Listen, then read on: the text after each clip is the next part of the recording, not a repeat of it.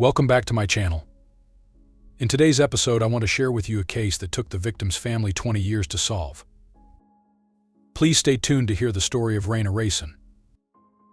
In 1993, Rayna was a high school sophomore studying at LaPorte High School in LaPorte, Indiana. March 26, 1993 was a day that 16-year-old Rayna had eagerly awaited.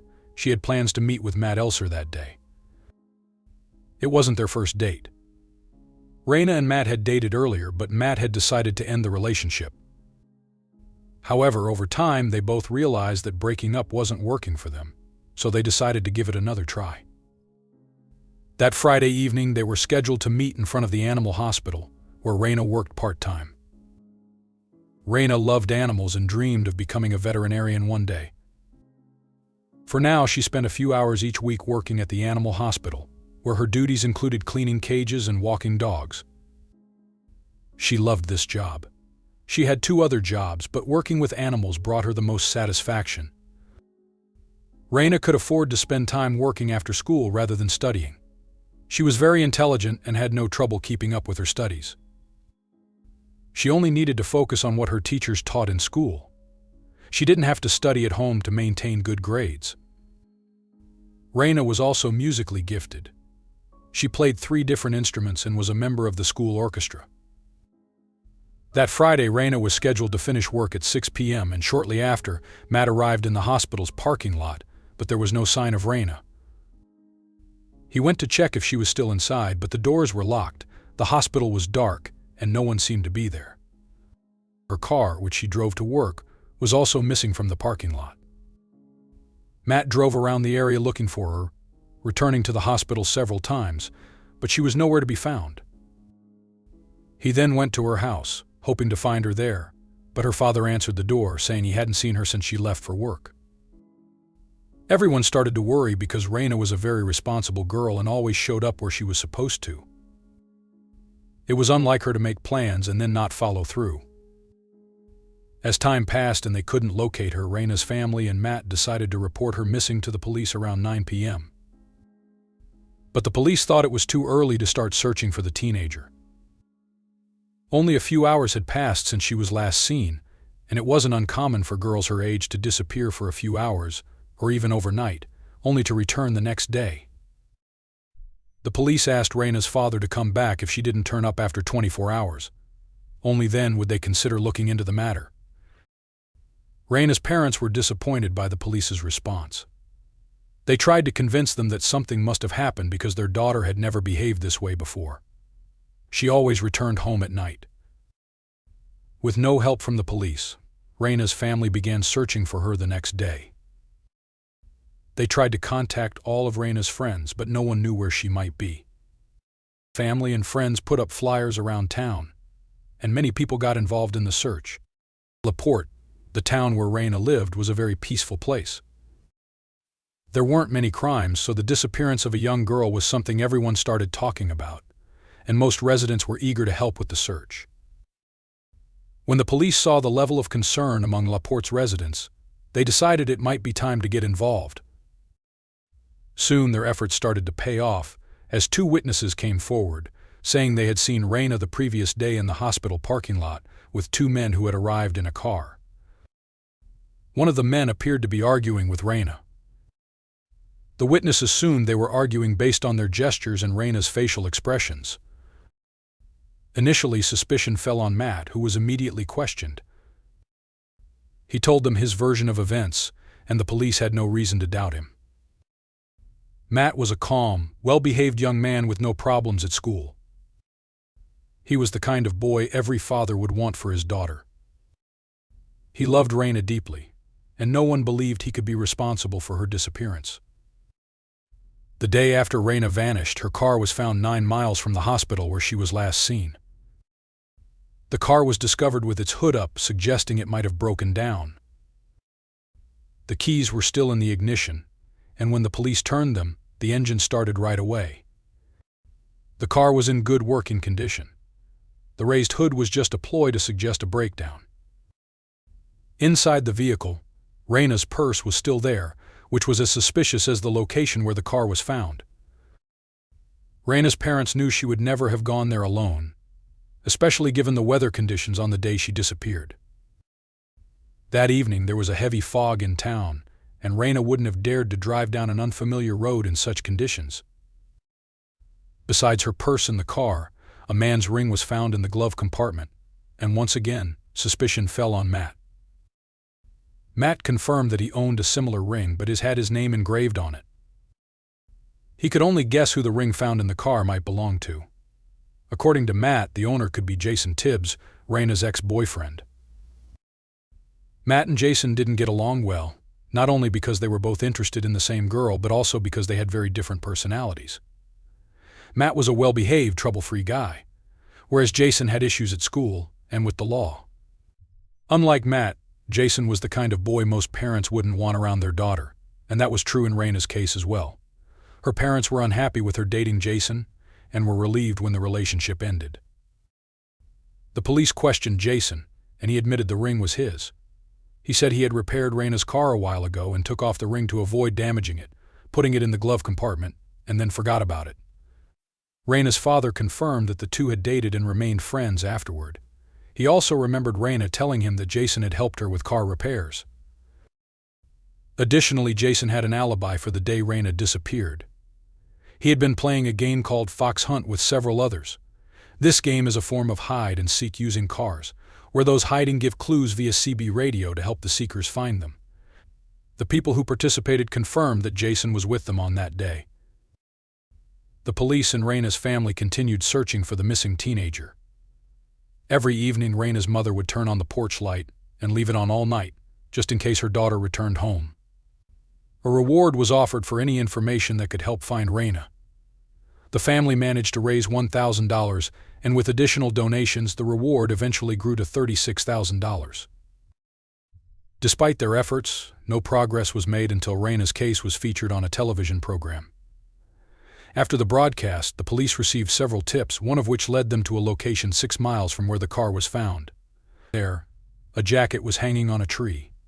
Inside the jacket was a label with the name Matt Ulcer. The jacket belonged to Rayna's boyfriend, but Matt had given it to Rayna. She often wore it as a sign that she was his girlfriend, and she had it on the day she disappeared. The jacket Rayna had been wearing was found, and her car was found, but there was still no sign of Rayna herself.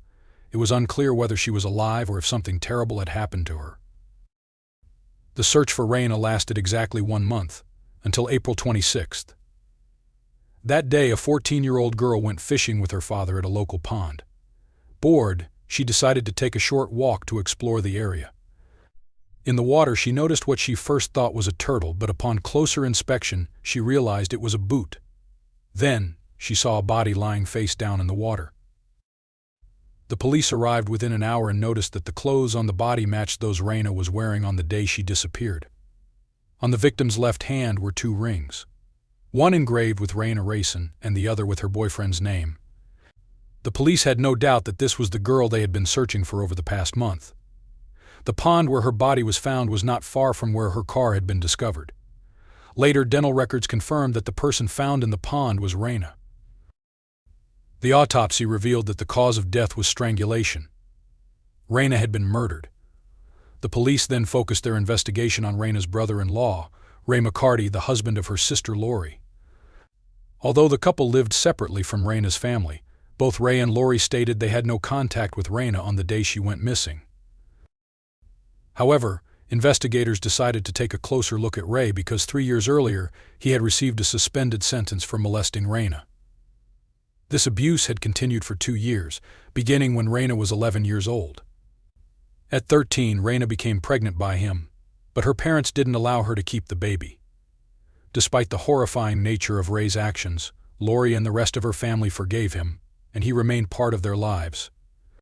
It's hard to imagine what Rayna must have felt seeing him in her home after what he did, especially since the court had been lenient with him, giving him 100 hours of community service, mandatory therapy, and a suspended 3-year prison sentence that ended just 2 months before Rayna's disappearance.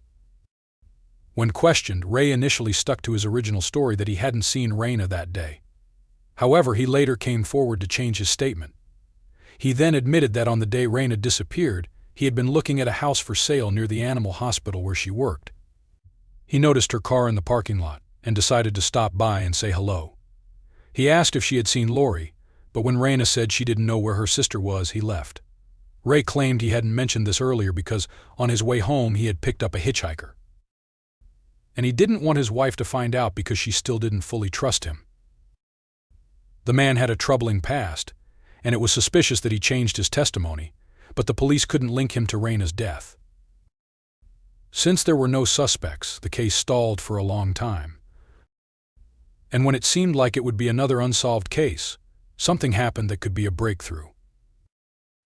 A man named Larry Hall was arrested, suspected of kidnapping, and newspaper clippings about Rayna were found in his car, along with a box of birth control pills bearing the name Rison.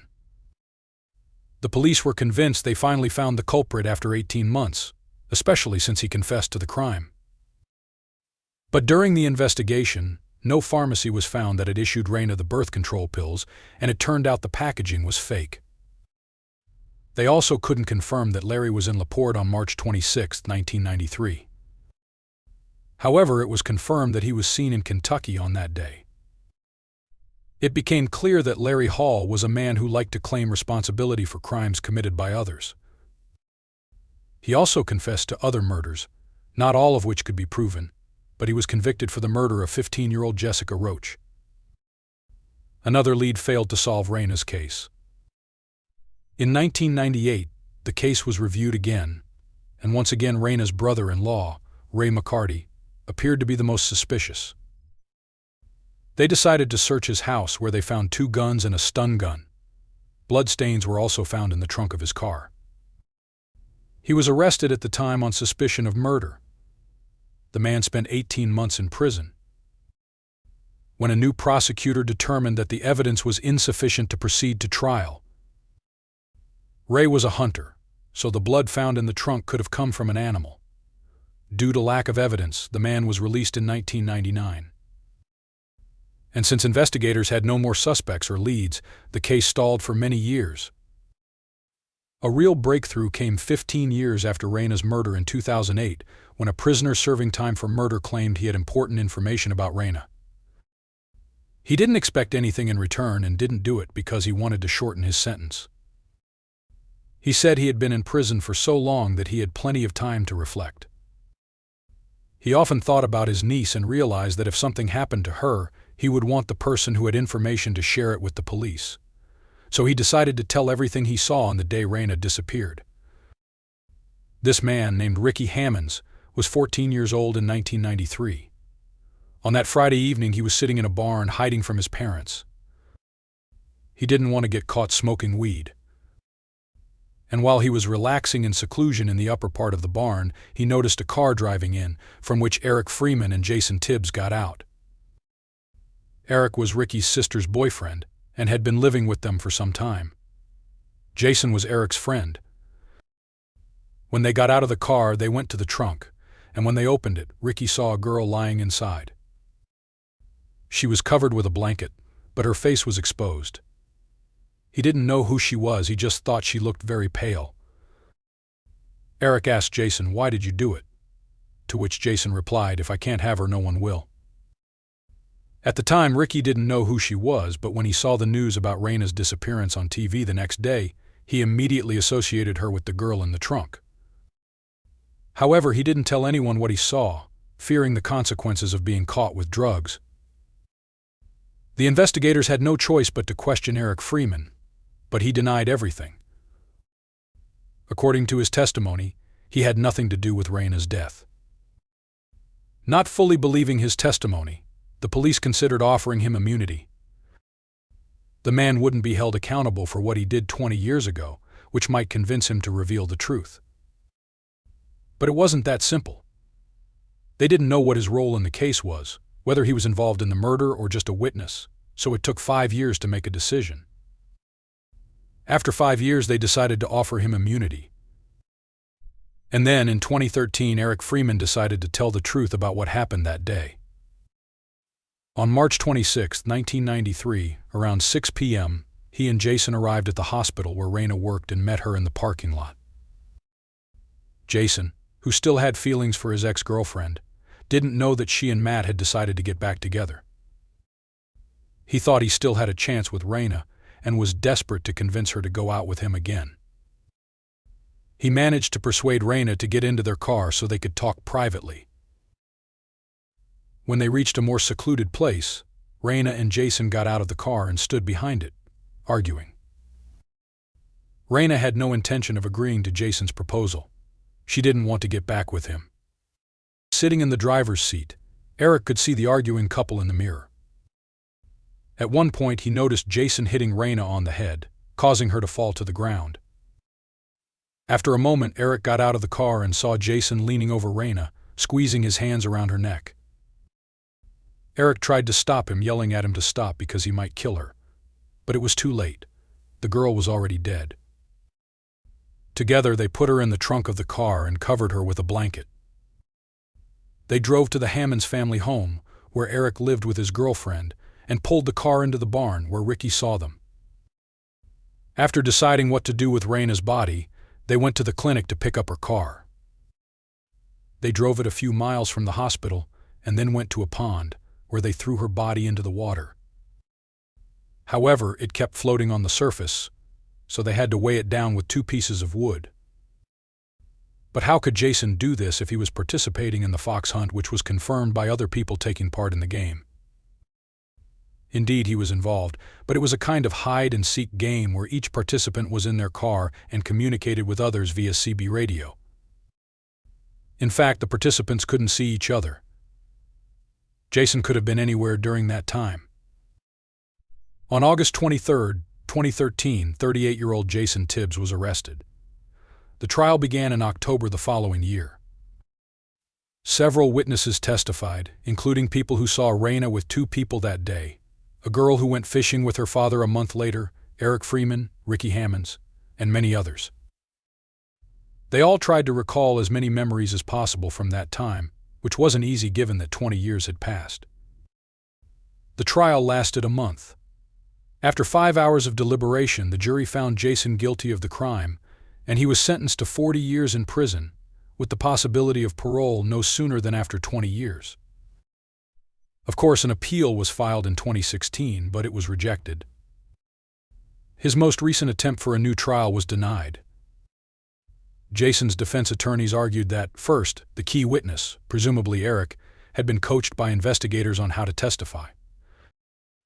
And second, the jury hadn't heard anything about what they considered a key piece of evidence, the fibers found in Rayna's hair that matched the fibers from the carpet in her brother-in-law Ray McCarty's car. Ray McCarty, after being arrested in February 2018 for another crime, took his own life a few days later in his jail cell. It really hasn't changed that much. We can't hold her in our arms anymore. We can't bring her back.